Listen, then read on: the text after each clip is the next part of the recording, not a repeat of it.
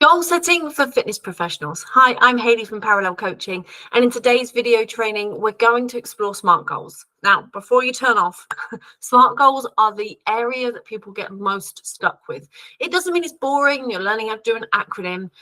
Goal setting and SMART goals in particular are the key to understanding how to work with your clients, get good results, and also for completing coursework, whether that's PT, Pilates, long-term conditions, level 4, doesn't matter. Either way, SMART goals is always the thing that people get stuck on. Now, it's a shame because it doesn't show that you don't understand it or that you don't know the knowledge or you couldn't get a result with a client. Usually it's not been explained in a way that means you can articulate it. So we just need to explain that here so that you can go and copy this same format and use it for what you're doing with your clients or your coursework. So first things first is that we need one goal. This is really important. So many times a client will come to you and they've got a million different goals. They've got all the different things that they want to achieve, or you'll pick one thing and then you'll do a series of tests and you're like, oh, actually, this is a bit high and this needs changing. And all of a sudden you've got yourself 5 different goals. I want you to focus on one goal. So if their goal is to run a marathon for the first time and they've not achieved that distance before, that goal is an endurance-based goal whereby they need to increase the distance to be able to run the full marathon. It might be that they also lose a bit of weight, lose a bit of fat, wonderful, maybe get a little bit fitter, good. Those goals are in place, but they're secondary. Now, you don't need to then state those goals. You just need to pick one of them that is the main focus, that if nothing else worked, he still achieved that one goal of the marathon. Okay, so you want to start with the end in mind. So you need to have one long-term outcome-focused goal. Now, this is really important. It's an outcome goal. It's aspirational, it's challenging, and it's approximately 3 to 12 months in duration. Once you've got that long-term goal, you can then chunk that into that outcome goal into smaller measurable landmarks or targets that will be achieved along the way. These are medium-term performance goals that show a measurable difference in performance. So I could then, let's just say it's the marathon goal, I could say that he's increasing his VO2 max, or that he's been able to increase from 13 miles of running to 15 miles of running to 20 miles of running. I've got these like landmarks that we're aiming towards that make it inevitable that he'll achieve the long-term goal at the end. Whatever it is, it has to relate to what that long-term goal is. Then once you've got your medium-term performance goal that shows these incremental improvements leading towards the long-term, then you want to break down the performance goal into short-term process goals. Now, these process goals are daily or weekly, but they are highly actionable. These are the outcomes, the objectives that I want you to train so much, or I need you to do 3 times a week, or this amount of training mileage needs to happen. These are those kind of objectives. Now, the reason why we started at the long-term goal is because often what happens is people go, oh, you're not eating enough fruit and veg, let's add that one in as an objective, and you're not drinking enough water, let's add that in, and you need to train 3 times a week, and they end up with this list of objectives regardless of where the goal's heading. And they're good, they're things that will help you with programming and help you support your client, and you can still implement them. But when you're writing down your SMART goals, it should be long-term goal, medium-term goal helps you get to the long-term goal, and then your short-term goal has to help you get to your medium-term goal. Don't go, well, I've got 5 different goals and I'm going to focus on one for 4 weeks and then I'll miraculously achieve the other one by 8 weeks in, even though I've not been working towards it for 4 weeks. This then clears up your planning, it clears up your client's focus, and it means you can really educate and work with your client well. Note, all goals must relate to the achievement of the outcome goal, exactly what I just said, and consider the priorities that were extracted from the 2 consultations that you've done. So if you've done a VO2 max test and you're watching that change in the VO2 max, if you've done weight and fat percentage, then you might factor that in as a variable or a change that happens over time. But it still must be one goal that you're focusing on as that long term, and then you can chunk it down. So let's have a look at the SMART structure, really. We're going to take a long-term goal, because I told you we're going to start the long-term, then we work back to the short-term. Don't start short-term, gets confusing. Start with the end in mind. So we go to the long-term goal, grab that goal that you've got in mind, and we're going to turn it into a SMART format. Now, SMART is an acronym, so it stands for various different things. You can see on screen there's a couple of different options. It could be simple, manage, attainable, reachable, teachable.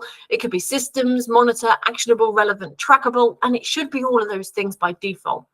But we're going to focus on specific, measurable, achievable, realistic, and time-bound. And we're going to use an example that I've popped on screen, which is all about Bob.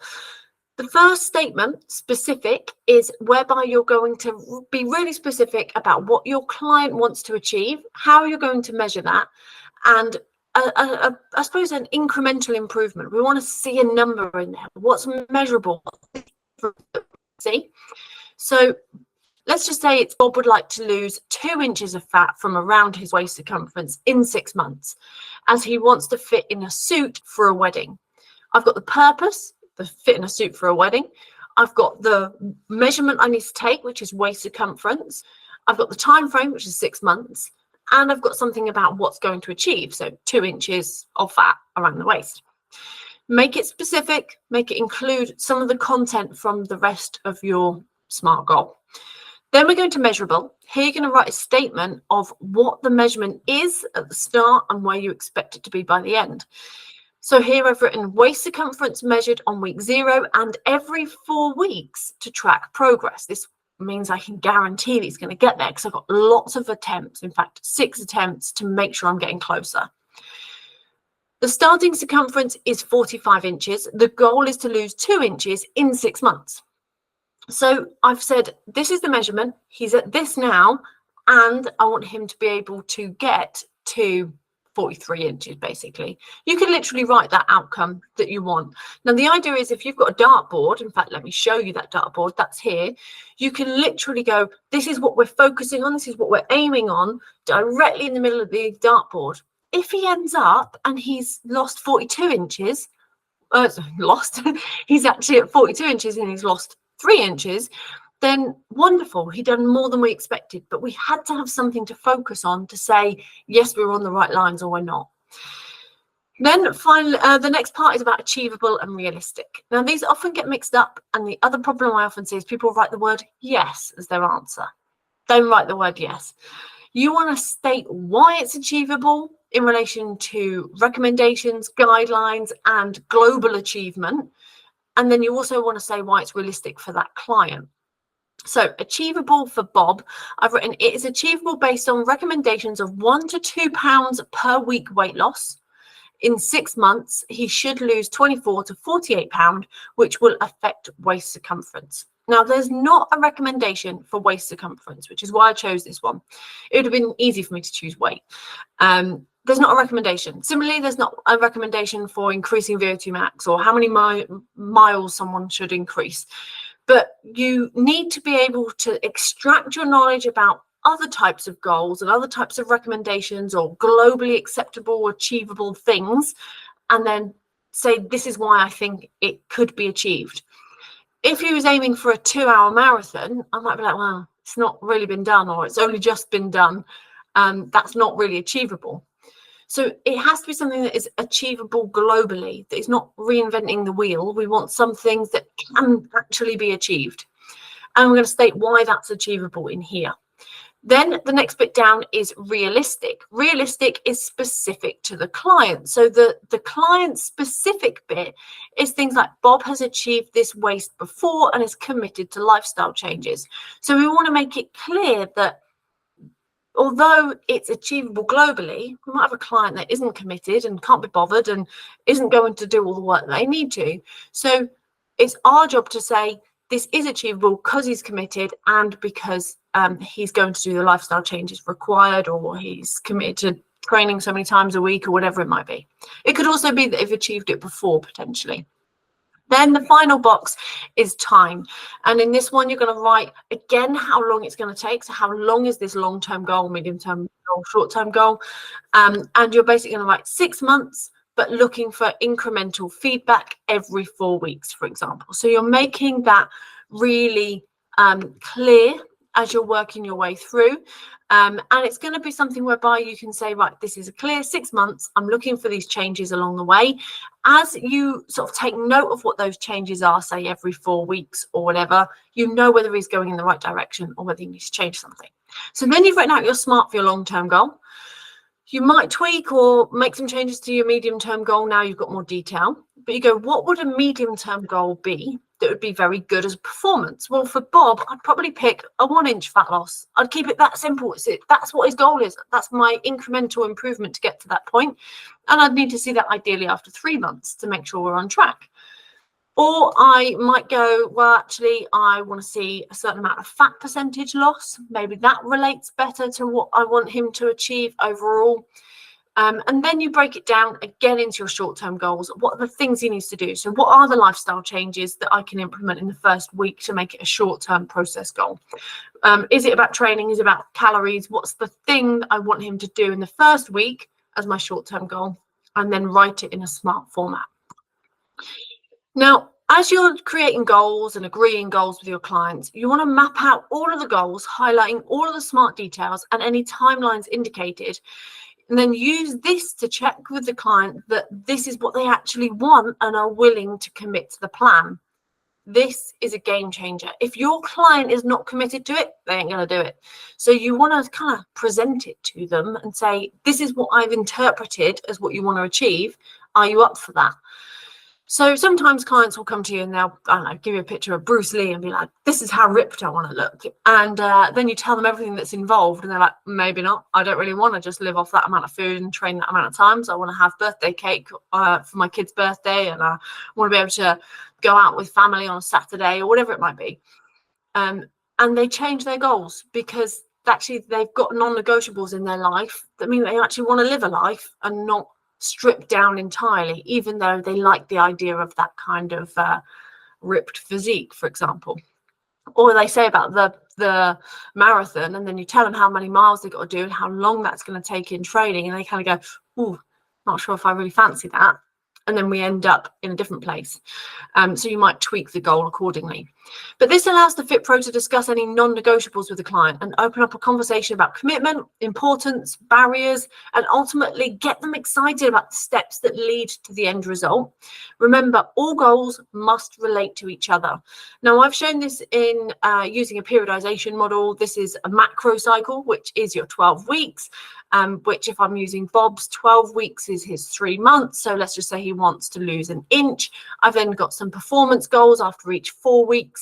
And then inside 1 week, I've got a 1 week process goal of how many times he's training or what calories he's aiming for, etc. So using this is really good, and it means it'll help you when you get onto the training plan and also the lifestyle changes as well. So using something like this format will really help. Now it's your turn to action SMART.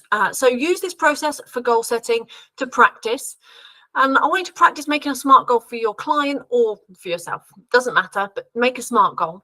First of all, consider what the end outcome is and what the incremental performance improvements are that you would like to see for medium term or long term alongside it. Then break it into a long term, medium term, short term, and then start with the long-term goal. Write it in a SMART format. How will you measure it? What measurement are they now? And what's the incremental improvement you want to see? And remember to add detail on each part of the acronym. Don't just write the word yes. Tell them why it's achievable, why it's realistic. And then if you do want me to check it for you, because sometimes we just need verification that we're on the right path, or we doubt ourselves, or maybe we've just missed a trick. So send me your goals and I'll check them. You can use the comments below this video or below the blog. That's absolutely fine. Or you can send us a message or an email and I will then get back to you and review your goals. So all you got to do is send across your SMART goals. Tell me that you've seen it on this video. That'll help. So I know what it relates to. Tell me a little bit about your client or your situation. So if you're doing a case study for your PT, for example, or it's a real client that's got X, Y, and Z, tell me about that and then give me your SMART goal and then we can break it down from there. So your turn to go and action SMART. Let me know how you get on, and also I'd love to know what your big takeaway has been from today's video. All you need to do is drop a little comment below and let me know what that big takeaway is. What's the one thing you've learned that you're going to take away and use?